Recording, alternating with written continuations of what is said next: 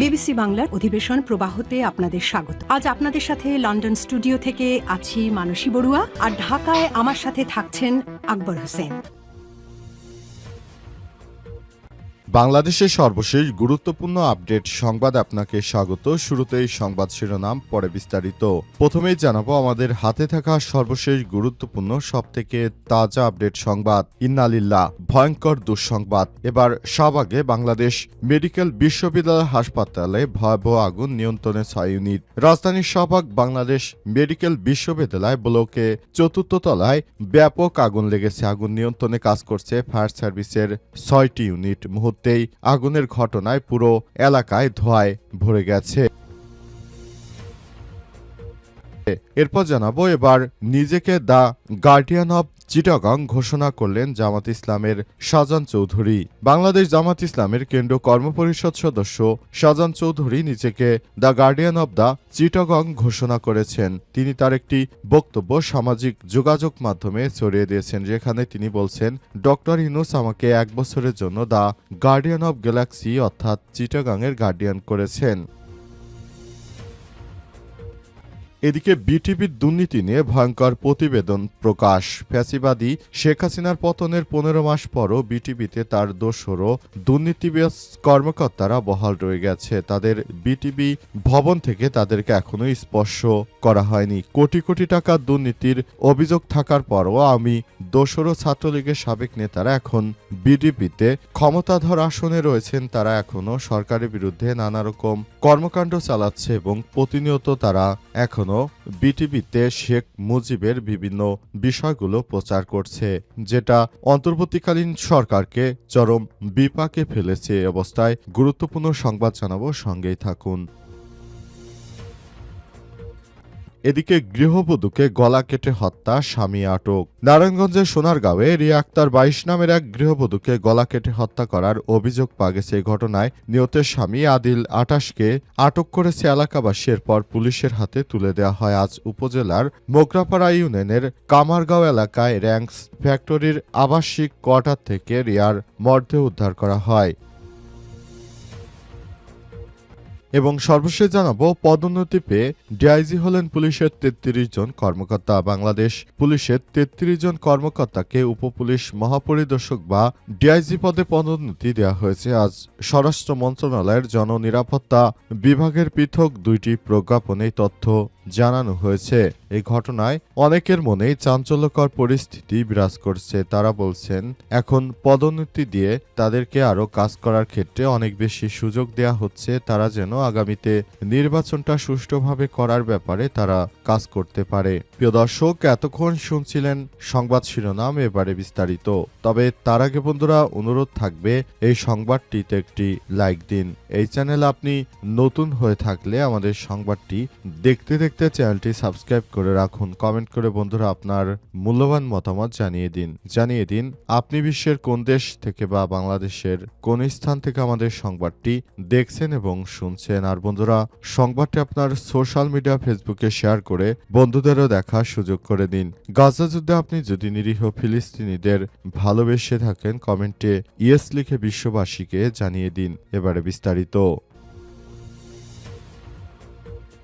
শাহবাগে বাংলাদেশ মেডিকেল বিশ্ববিদ্যালয় কলেজ হাসপাতালে আগুন, নিয়ন্ত্রণে 6 ইউনিট। রাজধানীর শাহবাগ বাংলাদেশ মেডিকেল কলেজ বিশ্ববিদ্যালয় হাসপাতাল ব্লকে 4th তলা আগুন লেগেছে। আগুন নিয়ন্ত্রণে কাজ করছে ফায়ার সার্ভিসের 6টি ইউনিট। ফায়ার সার্ভিসের কন্ট্রোল রুম অফিসার রাশেদ বিন খালেদ ইত্তেফাক ডিজিটালকে জানিয়েছে, সকাল 11টা 14 আগুন লাগার খবর আসে। আগুন নেভাতে সেখানে ফায়ার সার্ভিসের ইউনিট পৌঁছে যায় 11টা 20 আগুন নিয়ন্ত্রণের কাজ করে ফায়ার সার্ভিসের 6টি ইউনিট। এরপর 11টা 32 আগুন নিয়ন্ত্রণে আসে। এই প্রতিবেদন লেখা পর্যন্ত এই ঘটনায় কোনো হতাহত বা হাসপাতালের ভেতরে কেউ আটকা পড়ার কোনো খবর আমাদের হাতে এসেনি।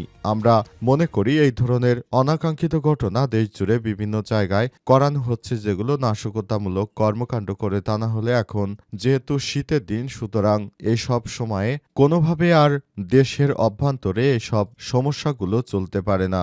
এসব বিষয়গুলো আসলে নাশকতা করে করা হচ্ছে। গতকাল করাইল বস্তিতে ভয়াবহ আগুন লাগার ঘটনা ঘটে এবং এই আগুনে ব্যাপক ক্ষয়ক্ষতি হয়। পুড়ে গেছে ১৫০০ বাড়িঘর। সেই বাড়িঘরের মূলত বস্তিবাসীদের সর্বশেষ সম্বল হিসেবে চিহ্নিত ছিল, কিন্তু এখন সেই বাড়িঘর ভেঙে পুড়ে যাওয়ার ফলে পুরো মানুষজন এখন নিঃস্ব হয়ে গেছে।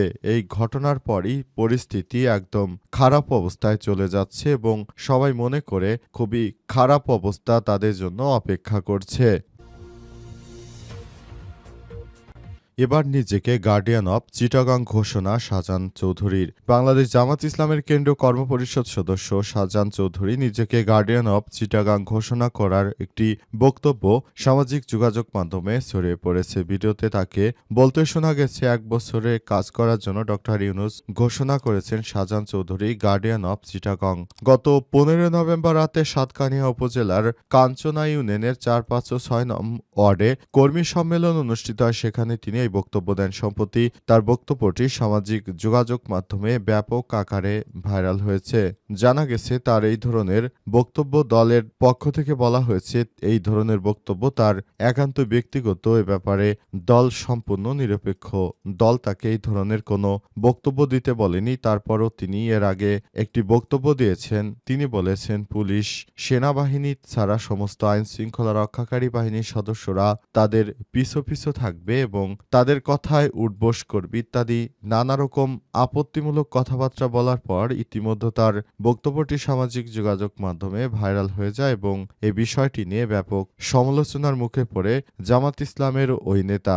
এরপরই তিনি তার নেতৃত্ববৃন্দকে জানিয়েছে এই বিষয়টি ব্যক্তিগত, অর্থাৎ তিনি যে বক্তব্য দিয়েছেন এই বক্তব্যটি সম্পূর্ণ তার ব্যক্তিগত একটি বিষয়। এই ব্যাপারে আসলে জামাত ইসলামের বা অন্য কারো সম্পৃক্ততা নেই, এটির দায়ভার তিনি নিজেই গ্রহণ করেছেন।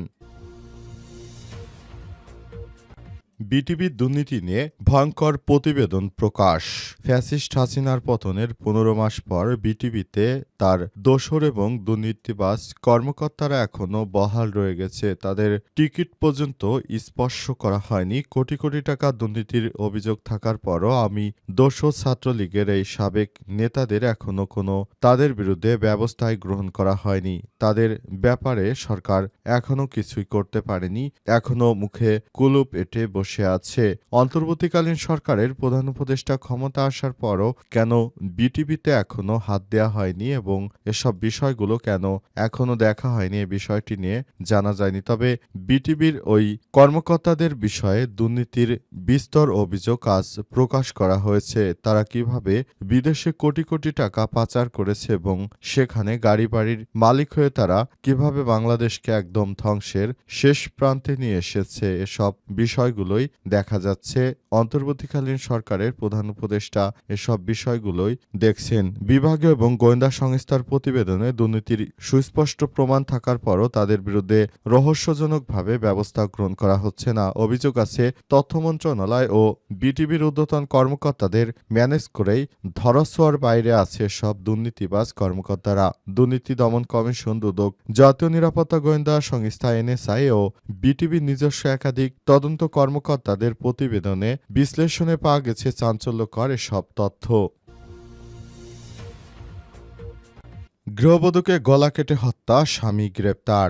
নারায়ণগঞ্জের সোনারগাঁওয়ে রিয়া আক্তার ২২ নামের এক গৃহবধূকে গলা কেটে হত্যার ঘটনায় করা অভিযোগ পাওয়া গেছে। এই ঘটনায় নিহতের স্বামী আদিল ২৮কে আটক করেছে এলাকাবাসী। আজ দুপুরে নারায়ণগঞ্জের মোগরাপাড়া বাইপাস সড়ক ইউনিয়নের কামারগাঁও এলাকায় সনি র্যাঙ্কস ফ্যাক্টরিতে আবাসিক কোয়ার্টার থেকে রিয়ার এই মরদেহ উদ্ধার করা হয়। সূত্র জানিয়েছে, নিহত রিয়া আক্তার জামালপুর সদরের চুনুটিয়া গ্রামের হালিম মণ্ডলের মেয়ে। স্বামী আদিল র্যাঙ্কস ফ্যাক্টরিতে বাবুর্চি হিসেবে কর্মরত। তিনি স্ত্রীকে নিয়ে কোম্পানির একটি আবাসিক কোয়ার্টারেই বসবাস করছিলেন। খবর পেয়ে পুলিশ ঘটনাস্থল পরিদর্শন করে মরদেহ উদ্ধার করে এবং স্বামী আদিলকে জিজ্ঞাসাবাদের জন্য হেফাজতে নিয়েছে। প্রাথমিকভাবে ধারণা করা হচ্ছে পারিবারিক কলহের জেরে এই হত্যাকাণ্ডের ঘটনা। পরে পুরো ঘটনা তদন্তের পর পরিষ্কার হওয়া যাবে। নারায়ণগঞ্জের অতিরিক্ত পুলিশ সুপার খ সার্কেল মোহাম্মদ ইমরান আহমেদ বলেন, আমরা নিহতের স্বামীকে জিজ্ঞাসাবাদের জন্য আটক করেছি। তদন্ত শেষে আমরা বিস্তারিত জানতে পারব। এ ব্যাপারে আপাতত আমরা কোনো কিছুই করতে পারছি না, কারণ এ বিষয়টি নিয়ে এখনো বিস্তর প্রতিবেদন প্রকাশ করে তারপরে আপনাদের সামনে এসে আমরা কথা বলতে পারব বলে জানিয়েছেন তারা।